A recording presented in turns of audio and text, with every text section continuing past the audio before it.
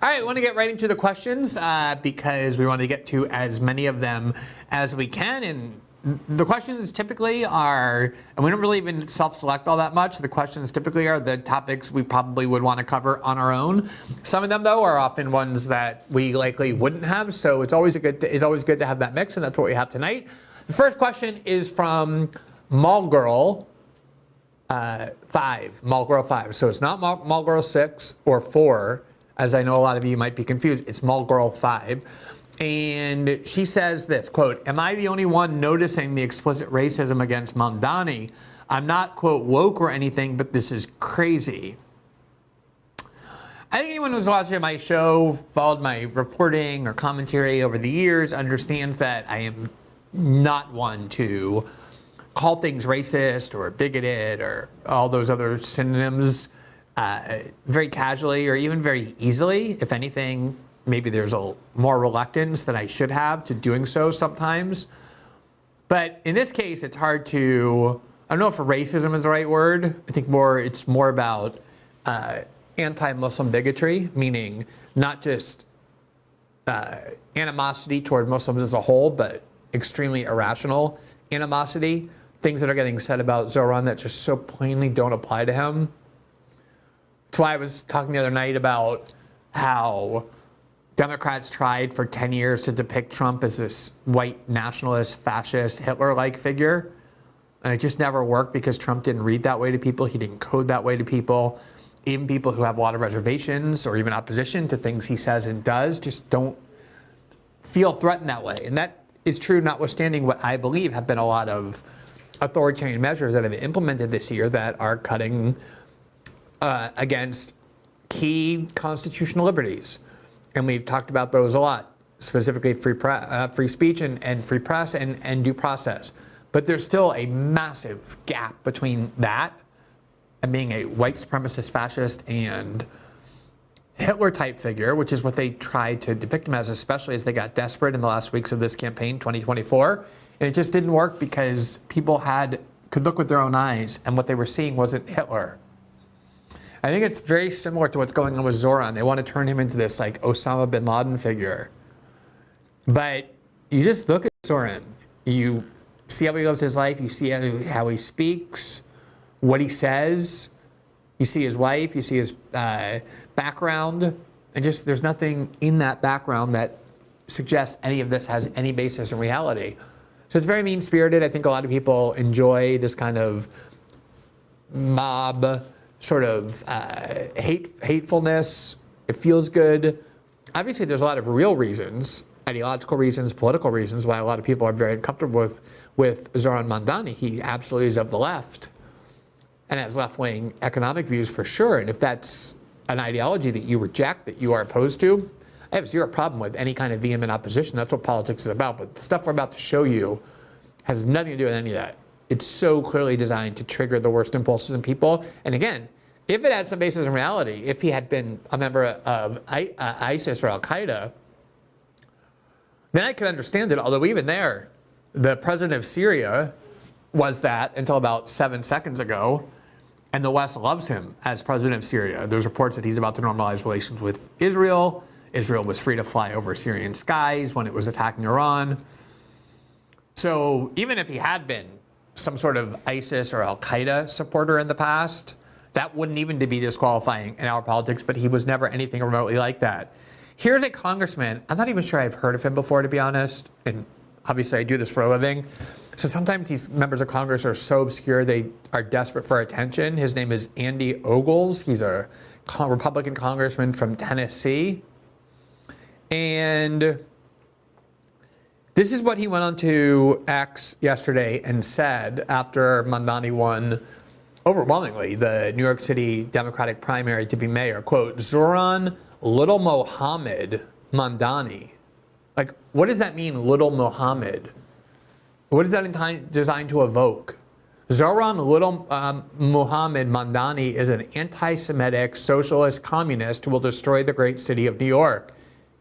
He needs to be deported, which is why I'm calling for him to be subject to denaturalization proceedings. This went mega viral, as did all the other stuff that he started posting along this vein once he realized that it was getting him attention for once. He's now writing on this, creating cartoons about it, retweeting every article that talks about it. Here's the letter that he wrote to Attorney General Mamdani yesterday. I write to request the Department of Justice open an investigation into whether Zohran Mamdani, currently a candidate for mayor of New York City, should be subject to denaturalization proceedings under 8 U.S.C. 1451A on the grounds that he may have procured U.S. citizenship through willful misrepresentation or concealment of material support for terrorism.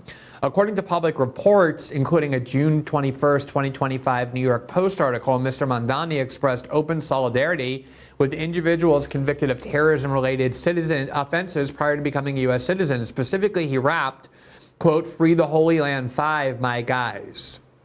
The Holy Land 5 Foundation was convicted in 2008 for providing material support to Hamas, a designated foreign terrorist organization. Publicly praising the foundation's convicted leadership as, quote, "my guys," raises serious concerns about whether Mr. Mamdani held affiliations or sympathies he failed to disclose during the naturalization process. Okay, let me just stop there for a second and say the following. First of all, Mamdani tried to be a rapper and produced songs when he was in his early 20s. Talking about, he's still quite young, he's 33, so we're talking about a decade ago, when he was like 22, 23. Are we really supposed to go back in time and see what somebody said in their early 20s, what they sung, what music they were creating, what they were saying in their songs, in order to now deport them after they just won a major election where huge numbers of people in New York City want him to be their mayor? On top of that, the Holy Land Foundation was one of the most controversial prosecutions of the entire war on terror. I reported on it frequently at the time. I regard it as a completely horrific and unjust miscarriage of justice that was done in the hysteria after 9/11, where any person... The Holy Land Foundation was a group of imams living in Texas who raised funds for Palestinians because of the suffering they were enduring and still are. And they would send it to Gaza, they would send it to the West Bank, and the U.S. government invented a claim that some of the money they were sending ended up in the hands of Gaza, which Gaza is the government of Hamas. It ended up in the hands of Hamas, which is the government of Gaza. So if you send money to a hospital in Gaza, you send money to a first aid station, you send money to some fund that helps distribute food, at some point you're going to come into contact with Hamas, since that's the government of Gaza. It doesn't remotely suggest that in any way you support Hamas, you support terrorism, et cetera, et cetera. And that's what all this trial did. But in the hysteria of post 9/11 America, they were able to extract convictions against people who, I mean, if you want, you can go back and read my reporting or other reporting, but I'm here to say that I believe the Holy Land Foundation prosecutions were a miscarriage of justice. The people in prison under them were wrongfully prosecuted, wrongfully convicted, wrongfully imprisoned. Am I not allowed to say that as an American? Is that somehow a crime now to believe that people who were convicted of a crime were wrongfully convicted? It's kind of foundational to our entire society. And he then goes on, quote, "While I understand that some may raise First Amendment concerns about taking legal action based on expressive conduct such as rap lyrics," oh, you think some might raise First Amendment concerns that you want to deport the person who was just elected to represent the Democratic Party by an overwhelming majority of voters in New York City because of what he rapped when he was 22 and 23 years old? You think that might raise First Amendment issues? Quote, "Speech alone does not preclude accountability where it reasonably suggests underlying conduct relevant to eligibility for naturalization. If an individual publicly glorifies a group convicted of financing terrorism, it is entirely appropriate for federal authorities to inquire whether that individual engaged in non-public forms of support, such as organizational affiliation, fundraising, or advocacy, that it would require disclosure on Form N-400 or during a naturalization interview. The naturalization process depends on the good faith disclosure of any affiliation with or support for groups that threaten U.S. national security. If Mr. Mamdani concealed relevant associations, that concealment may constitute a material misrepresentation sufficient to support denaturalization under federal law. The federal government must uphold public trust by ensuring that citizenship is not granted under false pretenses. I respectfully urge the Department of Justice to determine whether Mr. Mamdani's conduct prior to naturalization warrants formal review under applicable law. I'm going to address that, but just to underscore one point here. Zohran Mamdani has lived in the United States since he was 7 years old. He came here when he was 7 years old to the United States. And that means he has lived in the United States for almost the vast majority of his life, all of his adult life. He's never once been arrested, let alone convicted of a crime, charged with a crime, convicted of a crime. What he's done is ran on a political platform and won first a seat to the New York City legislature, and then as a Democratic nominee for mayor based on a political ideology that a lot of conservatives like this dislike. That's it. I mean, if he's like organizing for Hamas or raising money and sending it to terrorist groups or engaging in terrorism, why would that not have been known now? Why suddenly would it be that he, right when he wins a major election, suddenly now we're supposed to investigate this even though it's based on nothing? Also, I keep hearing from conservatives that if Democrats keep electing people like him or AOC or whoever, that strain of Democrat, they're going to destroy their party. They're going to prevent the Democratic Party from winning forever. Well, it doesn't seem like a lot of people who say that are really believe that. Why would you want to deport Zohran Mamdani if you think that the Democrats electing him will destroy the Democratic Party forever? This is not the behavior of people who think that Zohran Mamdani is going to explode the Republican Party and lead to 100 years of glorious Republican reign and rule. This seems like the behavior of people who are very afraid of what he just did, which is energize huge numbers of people who don't typically vote. The same thing that President Obama was uniquely able to do, the same thing that President Trump has been uniquely able to do. That's political gold. That's real political power. If you just turn out the people who vote Republican and Democrat every year, no matter what, and political junkies and like off-year elections, anyone can do that. By definition, they just are partisan hacks. They just go into the polls and they vote no matter what for Republican or Democrat. People who can inspire others who don't typically vote, who don't believe in the political process, to go to the polls when they don't usually do that because they're so energized by a particular politician, that is real political strength. He has obvious political charisma, a personal charm. That's just undeniable, however much you might hate him. And this is the language of fear, not the language of glee that, oh, good, go ahead and elect him, please, because it's going to help us forever. Here's libs of TikTok. Holy schlit. U.S. Republican Andy Ogles just sent a letter to AG Pam Bondi calling for the denaturalization and deportation of New York Democratic mayoral mayor Zohran Mamdani. Representative Andy Ogles cites that Mamdani may have concealed, quote, material support for terrorism when he obtained U.S. citizenship. Like the original tweet from Congressman Ogles, this went mega viral. I think 10,000 people, at least, maybe more, retweeting it, 25,000 or so liking it as of whenever I last looked. Just to give you a sense, there's not some isolated statements. This is resonating with a lot of people. Here's Congressman Ogles going back onto X to get another hit of that dopamine that he got for being noticed for the first time. And he has this little cartoon that my guess is his office made or someone made of him with his hand up saying deport, and then there's Zohran looking like some angry terrorist, which he doesn't ever look like. Maybe if he is protesting or something, and he's holding two books with the hammer and sickle to show he's a communist as well, dressed as, not as he dresses in a suit, but in traditional Muslim garb that is common to see in Afghanistan and other places throughout the Middle East. And the text that he wrote above this cartoon is, bye-bye, little Muhammad. If you lied on your N-400 naturalization form, you're going home. And notably, they want to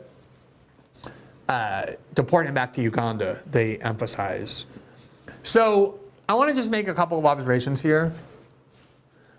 First of all, I have been hearing from conservatives for many years now, expressing what I regard as a very valid grievance, one I've expressed myself, about the evils of lawfare against political opponents, but also about this anti-democratic trend that we've seen in so many countries, including the United States, that when you can't beat a politician whose views you dislike, you try and prevent him from appearing on the ballot at all. That was Democrats' main strategy in 2024, was to get President Trump convicted. They even got a Colorado Supreme Court by a 4-3 ruling to throw him off the ballot, prevent him from running on the grounds that he's an insurrectionist, even though he wasn't charged with that, let alone convicted of it. They did everything possible to put him in prison, to make him ineligible to run. It's been done in Brazil, where Jair Bolsonaro, the former Brazilian president, as Lula gets more unpopular, he becomes more viable as a candidate to win in 2026, but they've made him ineligible. And it's not because of allegations that he participated in a coup. He's now on trial for that, and the decision will be out later this year. It's because of a variety of other smaller cases. And they just said, yeah, you can't run for the next 8 years. You're also ineligible, even though you remain very popular among the Brazilian people who want you to be their president, tens of millions. They did it in Romania just recently, where there was an election in the end of 2024, where the candidate favored by the EU lost, and the candidate that was supposedly pro-Russian, but he was also a populist member of the right, won. And they're just like, yeah, we're invalidating this election. We think the Russians did too much. And so this election we're going to start over. And then when they tried to have a new election and did a do-over, the candidate that won was leading by a lot more even now in the polls, because he was more known. People were resentful of this invalidation of the election because it didn't go the way they want. And they just banned him from running. And they did end up allowing to run a supposedly similar candidate from the populist right, but he was nowhere near as charismatic. And most importantly, he supported the EU, NATO, US support of the war in Ukraine, while the first one didn't. And then, of course, in France, a very frivolous criminal conviction of Marine Le Pen is now rendering her ineligible to run, even though many people believe that she would be able to finally win the French presidency. Lots of people are afraid of that, and so they just said, you know what, why risk it? Why let voters decide? I've done shows with that theme about how anti-democratic that is, doing all this in the name of democracy, while what you're really doing is whenever somebody who's your political opponent gets too popular, you want to find a way to get them banned or imprisoned. That's exactly what this is. Oh yeah, he just woke up, Andy Ogles did, sees that Zohran Mamdani is inspiring huge numbers of young men, which the Democratic Party has had problems with. He won with men, which is not common for left-wing candidates or Democratic candidates, to inspire people, young people, to give a new face to the Democratic Party. Suddenly he woke up and decided that he has to be deported, that he's a criminal, that he's a terrorist. And huge numbers of conservatives are cheering along with that. Not to mention that it's the same conservative movement. Again, I joined in with this with years of grievance about attacks on the First Amendment and free speech and censorship. Donald Trump gets into office, one of the first things he does is go on a hunt for people who criticize Israel or protest against Israel, even though they're in the country legally with green cards and student visas, to deport them. They never committed any crimes. They haven't been arrested. They haven't been charged. And now we're going to take a candidate and decide that he has to be deported because he's a little too critical of Israel. And is being done by the political movement that claims it believes so fervently in upholding free speech, except when it comes to the need to shield this foreign country from criticism, and then it's all free speech concepts out the window, based on a rap that he did when he was 22, echoing a very common sentiment that this was a miscarriage of justice to convict these people, something I fully affirm and have affirmed many times, and it doesn't make me a terrorist supporter. Anyone who is comfortable with any of this, anybody who is supportive of this, just please, please don't ever, ever again come with this grievance about how repressive globalists in the world ban people from ballots when they get too popular so the voters don't have a choice, or come with grievances about censorship and attacks on free speech. Just don't do that. If you want to support this, find other ways to do that. But the hypocrisy, the deceit of what many on the right, not all people, many don't like this, but many do, but many on the right who have spent years waving the flag of democracy and free speech and now suddenly supporting this. Oh yeah, let's deport this guy who just had a major victory and is exciting voters, not just in New York, but across the country. Let's just deport him by fabricating a claim that he's been like organizing with terrorists, something that nobody ever minimally even whispered or suggested before. He's a person who's lived in the United States for 25 years, not even arrested or charged with a crime, let alone convicted of one, and now suddenly he needs to be deported. I mean, is there anyone who wants to pretend they don't know what's going on here?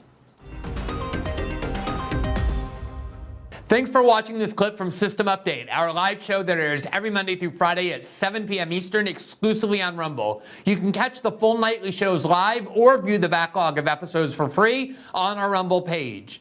You can also find full episodes the morning after they air across all major podcasting platforms, including Spotify and Apple. All the information you need is linked below. We hope to see you there.